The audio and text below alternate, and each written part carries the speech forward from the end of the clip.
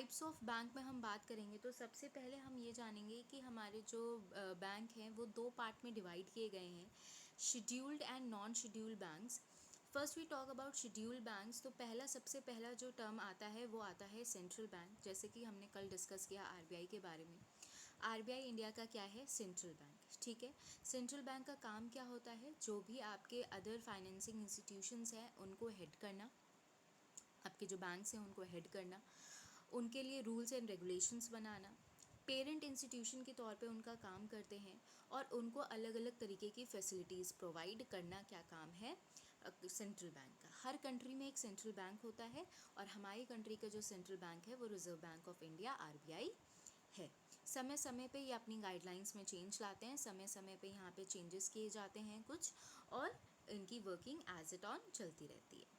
तो central bank की बात करें, a chief bank that keeps a check on a synchronize with all the other banks in a particular country is known as bank, central bank of the country. तो इनका क्या कहने का मतलब है, एक चीफ बैंक जो क्या करता है, चेक ऑन्स रखता है, मतलब नज़र बना के रखता है बाकी बैंकिंग जितनी भी इंस्टीट्यूशंस हैं उन पे, प्लस सिंक्रोनाइज मतलब अपने साथ उनको एक ऑर्डर में चलाता है, सिंक करके चलाता है, सो दैट वर्किंग एक यूनिफॉर्मिटी के हिसाब से सारे बैंक के साथ होती रहे, ठीक।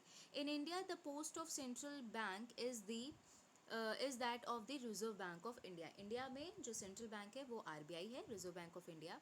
The RBI is also known as government banks and bankers bank. ये हमने कल डिस्कस किया था, क्यों गवर्नमेंट बैंक कहते हैं, क्यों बैंकर्स बैंक कहते हैं। गवर्नमेंट बैंक इसलिए कहते हैं क्योंकि आरबीआई बैंकिंग की सारी फैसिलिटीज़, जिस तरह एक नॉर्मल पब्लिक को कमर्शियल बैंक अपनी सारी फैसिलिटी प्रोवाइड करता है, उसी तरह सेंट्रल बैंक सारी फैसिलिटी बैंकिंग की गवर्नमेंट को करता है। जैसे कि स्टेट गवर्नमेंट हो गई, सेंट्रल गवर्नमेंट हो गई, तो ये सारी गवर्नमेंट के जो अकाउंट्स होते हैं या वर्किंग होती है वो कहाँ होती है? सेंट्रल बैंक में होती है। एंड बैंकर्स बैंक का मतलब क्यों है? जो अदर बैंक्स हैं उनको बैंकिंग फैसिलिटी आरबीआई अपनी प्रोवाइड करता है। Next, they said RBI is responsible for regulating and guiding other banks in the country. It animates the currency of the country, like that is Indian rupee.